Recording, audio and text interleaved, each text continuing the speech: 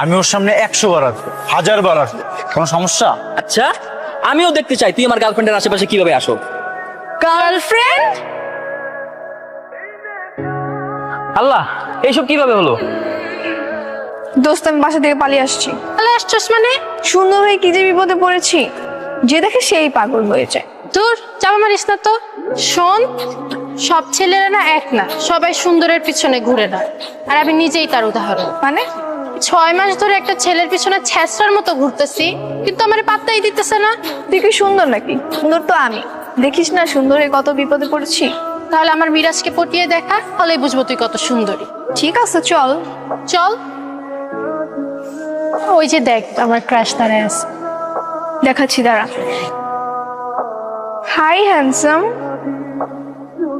আমাকে বলছো? আপনাকে বলছি, আপনি একা দাঁড়িয়ে আছেন, তাই একটু কথা বলতে আসলাম। তোমার মতো এত সুন্দর একটা মেয়ে আমার সাথে কথা বলতে আসছে, এটা তোমার সৌভাগ্য। আচ্ছা আমি এখন যাই। যাবা কেন? তুমি এত সুন্দর, আমার মনে হচ্ছে আমার সামনে একটা পরী দাঁড়িয়ে আছে। ইস, আবারও বিপদে পড়ল। ঠিক আছে ভাই, আমি তাহলে এখন যাই। আপনার নাম্বারটা তো দিয়ে যান মিস পরী। আসলে আমি তো ফোনই ইউজ করি না। যাই তাহলে। ক্রাশ আমাকে দেখে পরি রানী বলে জিজ্ঞেস করা শুরু করেছে। চল পালাই। এই যে, আরে তোমার নামটা তো বলে যাও। বলেছিলাম না, আমাকে যে দেখে সেই পিছে লেগে যায়। কি করবো আমরা এখন? কি আর করবো, চল পালাই। গতি। ও তো আমাদের বাসার গলির সামনে দাঁড়ায় আছে।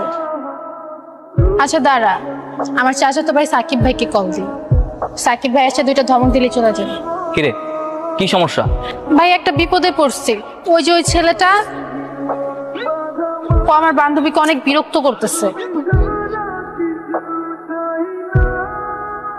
ভাইয়া প্লিজ ছেলেটাকে একটু চলে যেতে বলুন। আপনার মতো তো সুন্দর একটা মেয়েকে বিরক্ত করছে, এটা তো মেনে নেওয়া যাচ্ছে না। না না না, অ্যাটলিস্ট আমি মেনে নিতে পারছি না। আমি এক্ষুনি এর ব্যবস্থা করছি। এই যে রোমিও, কে আপনি?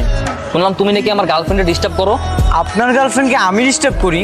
কে আপনার গার্লফ্রেন্ড? ওই যে দাঁড়িয়ে থাকা সবচেয়ে সুন্দর মেয়েটাই আমার গার্লফ্রেন্ড। আজকে ফার্স্ট দেখে আমি ওকে পছন্দ করে ফেলছি, আর অলরেডি আমাদের দুজনের ভিতরে মন দেওয়া নেওয়া হয়ে গেছে। আমিও আজকের প্রথম দেখছি, সুতরাং সম্ভাবনা আমারও আছে। এত কাহিনী শোনো, ভালো ভালো একটা কথা বলি, এখান থেকে চলে যাও, নইলে কিন্তু কি? হাত পা ভেঙে পাড়াই দেবো। আর আমি কি বসে থাকবো? তোমরা মারামারি করছো কেন? না রোহি, তুমি এখানে আসবে না। শয়তানরা যেন তোমার আশেপাশে আর না আসতে পারে, আমি সেই ব্যবস্থাই করি। আমি ওর সামনে 100 বার আসবো। আমিও দেখতে চাই তুই আমার গার্লফ্রেন্ডের আশেপাশে কিভাবে আসো। গার্লফ্রেন্ড? এই, আমি তোমার গার্লফ্রেন্ড হলাম কবে থেকে? একটু আগেই তোমাকে দেখে আমি